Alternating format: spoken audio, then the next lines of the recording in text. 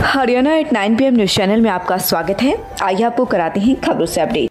Supreme court में भी नहीं हुई जमानत, गुनाह ही कुछ ऐसा था, जानी कैसे पकड़ में आए आरोपी। झुंझुनू राजस्थान, जिसने सबसे अधिक देश को सैनिक दिए, उस जिले के मुख पर कालिख पोतने वाली घटना सागवा गांव की हृदय विदारक घटना है, जिसमें हत्यारोपियों ने जहरीली नाग को हत्या के शस्त्र के रूप में प्रयोग किया और दुनिया को दहला डाला। क्योंकि मामले को देख सुनकर हर किसी को यही लगता है कि मानवीय संवेदनाएं जैसे पूरी तरह से खत्म हो गई और नृशंसता का खेल किस तरह तांडव मचा रहा है।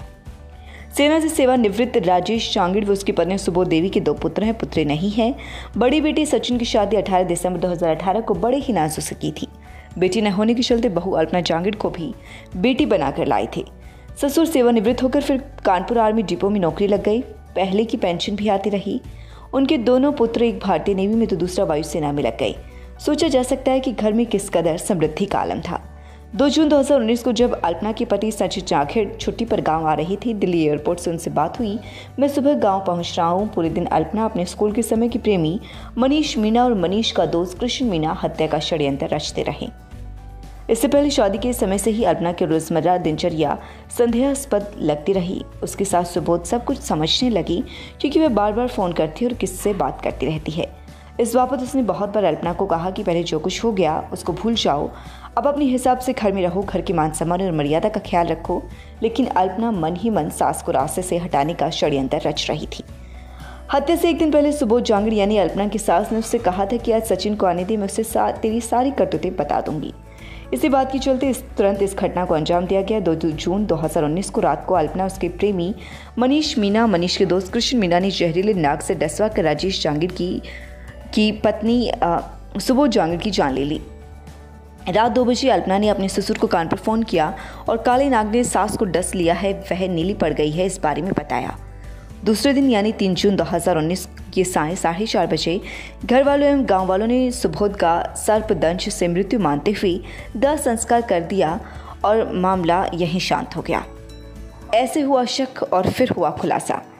बेशक कोई और प्रत्यक्षदर्शी न था। मृतक का सुबोध के पति राजेश चांगिड़ ने अल्पना को अकेली सोचकर अपने छोटे भाई की बहू, जो सुबोध की सगी बहन भी है, उसकी देखरेख हेतु छोड़ दिया। ठीक 40 दिन बाद उसने अल्पना को फ़ोन पर बात करते हुए सुना। अल्पना फ़ोन पर कह रही थी कि तुमने फ़ोन में कुछ सेव कर रखा हो तो वो सब कुछ हटा देना। उस दिन तुम्हें किसी ने आते तो नहीं देखा। मुझे डर है यदि किसी को संदेह हो गया तो बहुत मुश्किल हो जाएगी। अल्पना की चचेरी सास ने जब यह सुना तो उसने राजेश चांगिड़ को फ़ोन पर सब कुछ बताया। राजेश चांगिड़ वापस आई और चुपचाप झुंझुनू एसपी ऑफिस में गई। वहां पर सब कुछ बताया। एसपी के निर्देश पर वापस लौटकर बुहाना थाने गई। उस दिन बुहाना सीआई से उनकी मुलाकात नहीं हो सकी तो दूसरे दिन फिर बुहाना थाने गई और वृत्त निरीक्षक को सारी घटना कह सुनाई। पुलिस ने चुपचाप मामले की तफ्तीश शुरू कर दी। हत्या वाले दिन की कॉल डिटेल्स निकलवाई गई तो पता चला कि उस दिन अल्पना और मनीष मीणा के बीच 124 बार बात हुई थी। 19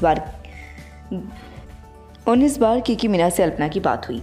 पुलिस ने इस आधार पर मानकर अपनी छानबीन जारी रखी और हड्डी व राख लेकर एफएसएल जांच करवाई, जिसमें पॉइजन की बात सामने आई। इन सब तथ्यों के आधार पर बुहाना पुलिस ने जनवरी में तीनों अभियुक्तों को धर दबोचा और सारी बात उगलवा ली।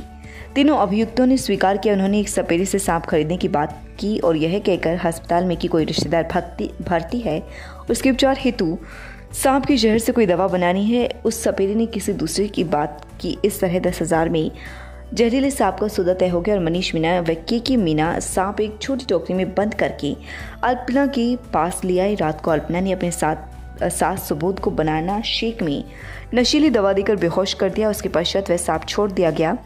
लेकिन तीनों अभियुक्तों को संदेह था कि सांप पता नहीं सुबोध को डसे या ना, इसलिए उन्होंने तकिए से दबाकर दम घोंटकर सुबोध की हत्या कर डाली। उसी रात सांप ने भी सुबोध को डस लिया। इससे उसमें जहर होने और जहर से मरने की पुष्टि हुई। मामले की 23 जुलाई 2019 को एफआईआर दर्ज हुई।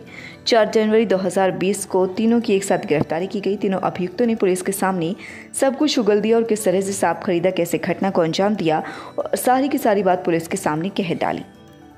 मृतका सुबोध चांगिड़ की तरफ से गुलशन डांगी अधिवक्ता हैं। काबिल गौर है जब अभियुक्तों की जमानत के लिए एडीजे कोर्ट में बहस चल रही थी तो अभियोजन पक्ष के अधिवक्ता गुलशन डांगी ने कोर्ट के सम्मुख कहा कि जहरीली नाग को हत्या के शस्त्र के रूप में प्रयुक्त किया गया, अतः किसी हालत में जमानत नहीं होनी चाहिए।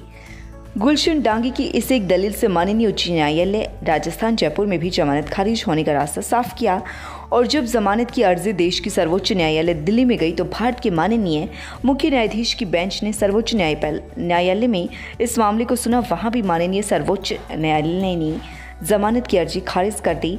इस तरह पूरा मामला पर्दाफाश हुआ। अंजाम जो भी हो, मामले में ने मानवता को शर्मसार कर डाला।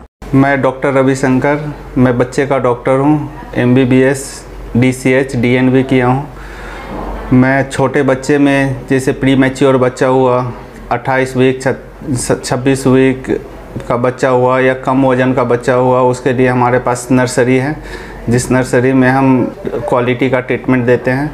अभी जैसे हमारे पास एक 550 ग्राम का बच्चा बॉर्न हुआ था, वो भी उसको करीब 1.5 महीना रखे थे और बच्चे को डिस्चार्ज करके यहाँ से घर भेजे हैं सही सलामत। उस तरह से बड़े बच्चे का भी हम इलाज करते हैं, जैसे बच्चे को पीडिया हो गया, टाइफाइड हो गया, TB है या और भी किसी तरह का दौरा आता है या किसी तरह का भी प्रॉब्लम है, उसका भी इलाज करता हूँ।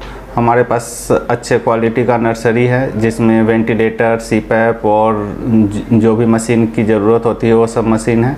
बड़े बच्चे के लिए भी सब कुछ की सुविधा है यहाँ। मैं टूलिप हॉस्पिटल सोनीपत में एज ए पीडियाट्रिशियन बच्चे को डॉक्टर 24 आवर कभी भी किसी तरह की ज़रूरत हो बच्चे से रिलेटेड तो मैं यहाँ पे अवेलेबल हूँ।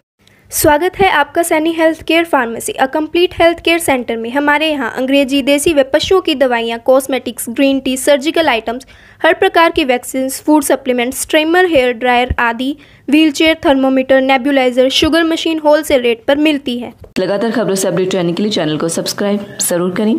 समाचार व विज्ञापन के लिए नीचे दिए गए नंबरों पर संपर्क करें। धन्यवाद।